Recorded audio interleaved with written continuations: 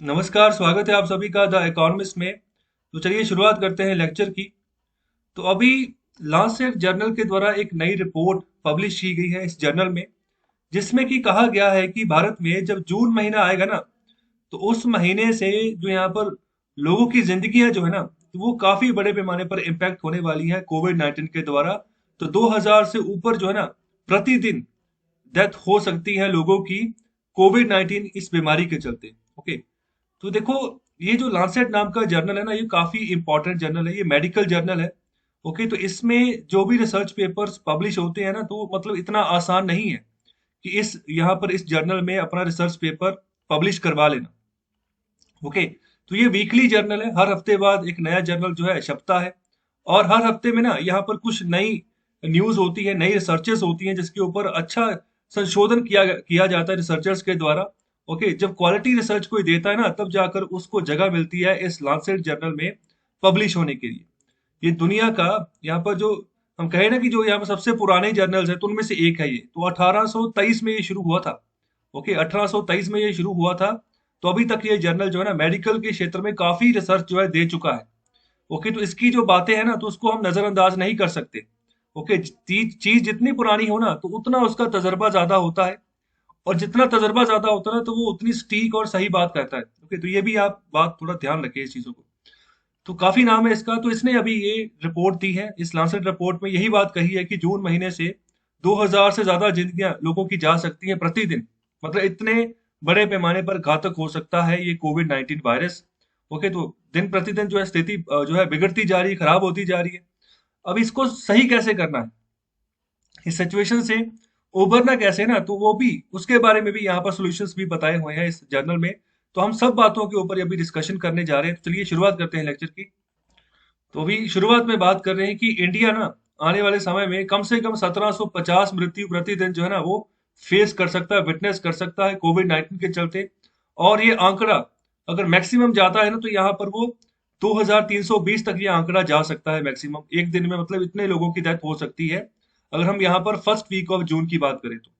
तो ये बात कही गई है किसके द्वारा? लांसेट कोविड-19 commission India task force members. Okay, तो यहाँ पर इंडिया के रिगार्डिंग जो यहाँ पर इनके मेंबर्स हैं, उनके द्वारा जो रिसर्च की गई, तो उनके द्वारा ये बात रखी गई है, रिसर्च रखी गई है लांसेट जर्नल में। तो अभी और क्या बातें की गई है इसमें? तो इसमें यह भी कहा गया है कि अभी इस स्थिति से कैसे निपटना है, तो किस तरीके से स्ट्रेटेजी बनाकर चले, तो उसके बारे में भी बातें की हैं। तो इस रिपोर्ट में काफी एक्सपर्ट्स ने यहाँ पर स्ट्रांगली रिकमेंड किया है कि टेम्पररी बैन लगाओ किसके ऊपर? जो यहाँ पर ग्रुप्स में जो यहाँ पर भीड़ इकट्ठा होती है ना, तो उनके ऊपर।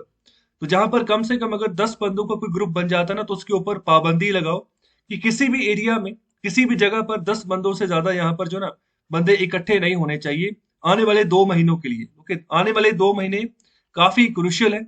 ओके, तो अप्रैल के बाद मई जून, तो ये काफी ना घातक साबित हो सकते हैं अगर इनमें हमने कोई भी ढील बरती। तो अगर सही तरीके से कोई स्ट्रेटेजिकल अच्छी अप्रोच जो है ना, वो अगर अपनाकर हम नहीं चले तो।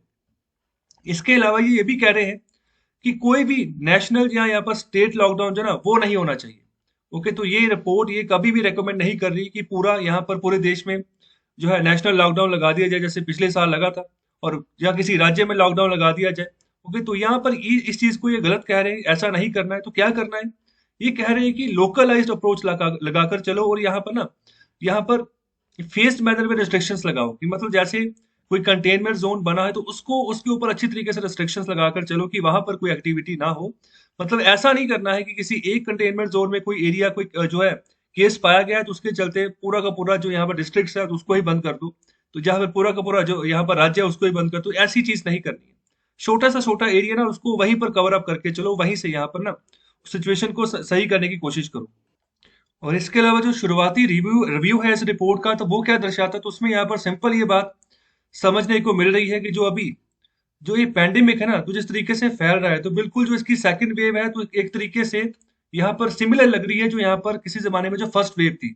अगर मैं सितंबर यहाँ पर पिछले साल की मार्च, यहाँ पर मार्च की या अप्रैल की बात करूँ, तो वहां पर जो फर्स्ट वेव चली थी, ओके, तो उसके बिल्कुल सिमिलर है सेकंड वेव। और खास तौर पे जो टीयर 2 के शहर है या फिर टीयर 3 के शहर है ना, तो वहां पर ज्यादा घातक हो रही है ये सेकंड वेव। तो टीयर 2 के शहर कौन से होते हैं?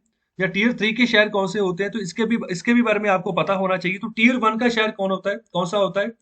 वो शहर जिसकी आबादी 1 लाख से ज्यादा हो, उसको हम टीयर 1 की कैटेगरी में रखते हैं। और इसके अलावा जिस शहर की आबादी 50,000 से लेकर 1 लाख के बीच में, उसको टीयर 2 की कैटेगरी में रखते हैं। और जिस शहर की आबादी 20,000 से लेकर 50,000 के बीच में, उसको हम टीयर 3 की कैटेगरी में रखते हैं। तो ज्यादातर जो टीयर 2 और टीयर 3 शहर है ना, तो यहाँ पर भी ये सेकंड वेव घातक होती नजर आ रही है इस रिपोर्ट के मुताबिक। और इसके अलावा अगर आगे बात करें ना, तो यहाँ पर जो 20 मेंबर एक्सपर्ट पैनल है, तो वो भी इस चीज का एक अलग तरीके से एनालिसिस कर रहा है। मतलब जिन एक्सपर्ट्स ने रिसर्च की है इसके ऊपर बकायदा, तो वो कह रहे हैं जो सेकंड वेव है ना, वो पहली वेव से यहाँ पर कुछ अलग है, कुछ डिफरेंट है। तो पहली वेव यहाँ पर सितंबर की एग्जांपल ले रहे हैं, सितंबर 2020 की। तो उसको यहाँ पर कह रहे हैं कि दो तरीके से यहाँ पर अलग है। तो पहली बात क्या, किस तरीके से अलग है सेकंड वेव? तो पहली बात तो ये कर रहे हैं कि जिस तरीके से जो नए केसेस बढ़ते जा रहे हैं ना, तो वो बहुत बड़े पैमाने पर बहुत जल्दी से फैले हैं। जैसे यहाँ पर बात करें कि 10,000 से लेकर 80,000 तक जो केसेस पहुंचे हैं ना, तो अभी फरवरी 2021 से लेकर अप्रैल 2021 तक 40 दिनों के अंदर अंदर ही 10,000 से 80,000 तक जो है केसेस पहुंच गए। तो अगर इसको हम कंपेयर करें, जो पिछले साल का सितंबर महीना था, जब फर्स्ट पीक हम जिसको कह रहे हैं कि पहली पीक जो कोरोना वायरस की आई थी, तो वो उसमें यहाँ पर 83 दिन लगे थे। ओके, मतलब 83 दिन लगे थे यहाँ पर 10,000 से 80,000 केसेस पहुंचने तक। तो अभी देखो 40 दिनों में ये पहुंच गए। तो खुद आप देख सकते हो कि मतलब कि जो सेकेंड वेव है ना, वो पहली वाली वेव से भी ज्यादा घातक है।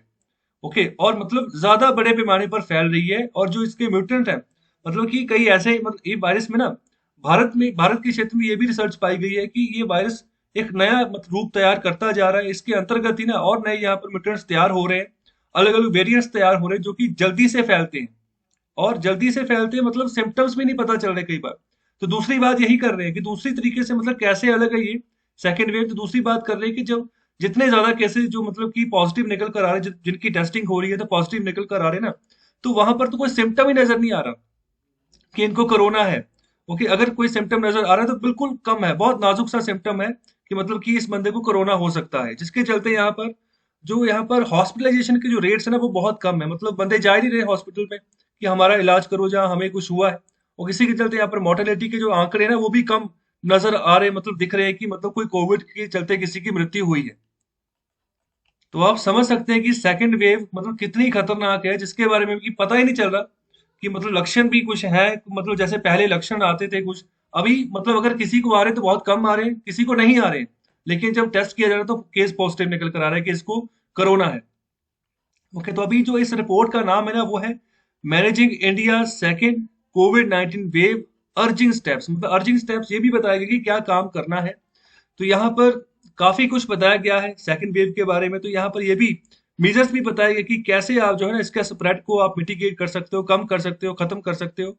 तो जैसे यहाँ सबसे पहले बात कर रहे हैं कि जो रेगुलर हेल्थ सर्विसेज है ना, तो उसमें यहाँ पर जो डिसरप्शंस आ रही है, ओके, जैसे यहाँ पर अगर रूटीन इम्यूनाइजेशन की बात करें या डिलीवरी केयर की बात करें, तो उनको दूर करना है। ओके, डिसरप्शंस, रुकावटें नहीं आनी चाहिए हेल्थ केयर सर्विसेज में। जैसे इम्यूनाइजेशन का मतलब है जैसे टीकाकरण हो रहा है, तो जैसे छोटे बच्चे हैं, ठीक है, उनको भी यहाँ पर उनका टीकाकरण होता है, तो उसको रूटीन में चलते रहने देना है, रूटीन नहीं टूटनी चाहिए वो। और जो डिलीवरी केयर, मतलब कि जो अभी नवजात बच्चा है, जिसका मतलब अभी अभी जन्म हुआ है ना, तो उसकी भी केयर करनी बहुत जरूरी है। उसकी जो माँ है उसकी भी केयर करनी बहुत जरूरी है। ओके, तो ये सिचुएशन हमें संभालनी होगी। और यहाँ पर अगर ऐसा नहीं करते तो आने वाले समय में जो मैटरनल हेल्थ है, जो माता की हेल्थ है, जो बच्चे की हेल्थ है ना, चाइल्ड का जो सर्वाइवल है, वो भी जो है ना खत्म हो सकता है। मतलब बचने के चांसेस कम हो सकते हैं अगर इस सिचुएशन को सही तरीके से हम टैकल नहीं करते हैं। इस वायरस का स्प्रेड जो है ना, अगर उसको रोकने में हम नाकामयाब रहते हैं तो। और इसके अलावा क्या बात की जा रही है, तो यहाँ पर कह रहे हैं, एक्सपर्ट्स कह रहे हैं कि भारत को जरूरत है कि ज्यादा से ज्यादा यहाँ पर पैसा लगाए टेस्टिंग के ऊपर। मतलब कि जो टेस्टिंग करनी है, पहले चेक करना है कि हाँ इस हमारी इस पर्टिकुलर आबादी को कोरोना तो नहीं है।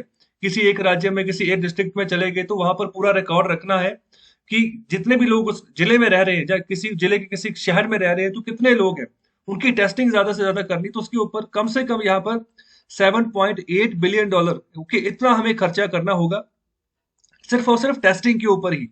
और दूसरा यहाँ पर ना 1.7 बिलियन की बात कर रहे हैं कि इतना यहाँ पर जो हेल्थ केयर यूटिलाइजेशन है, मतलब कि किस तरीके से सुविधा मिले हेल्थ केयर के रिगार्डिंग, तो उसके ऊपर भी आपको ये पैसा खर्चना होगा कि कोविड 19 की जो इन्फेक्शन है ना, तो मतलब आने वाले समय में ये बहुत बड़े पैमाने पर बढ़ेगी। तो अभी तो जून महीने में 2,000 तक की यहाँ पर मृत्यु का आंकड़ा बता रहे हैं कि प्रतिदिन के हिसाब से इतना हो सकता है। लेकिन जून से जब बात आगे जाएगी तो और जो है सिचुएशन खराब हो सकती है। तो यहाँ पर सितंबर 2021 तक ये बात कर रहे हैं कि मतलब टेस्टिंग के ऊपर इतना और यहाँ पर हेल्थ केयर यूटिलाइजेशन के ऊपर कम से कम इतना पैसा जो है ना वो हमें लगाना पड़ेगा।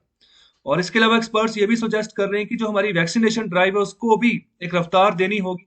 तो कम से कम यहाँ पर 5 मिलियन डोसेस डेली हमें लगानी होगी, इतना टारगेट रख के हमें चलना होगा। तो 50 लाख जो है ना 50 लाख डोसेस हमें डेली देनी है। तो मतलब काफी बड़े पैमाने पर हमें ना स्टेप्स लेने होंगे अगर आगे बढ़ना है सही तरीके से, अगर इस वायरस को निकाल कर जड़ जड़ से अगर निकाल कर फेंकना है तो। देखिए अगर यहाँ पर हम अमेरिका की बात करें ना तो अमेरिका ने कोई एक डोज भी एक्सपोर्ट नहीं की है, तो वो भी ना एक दिन में 2 से 3 मिलियन या फिर कभी कभी 5 मिलियन डोजेस भी अपने पॉपुलेशन को लगा रहा है और लगातार इसकी गिनती ना बढ़ाते जा रहा है।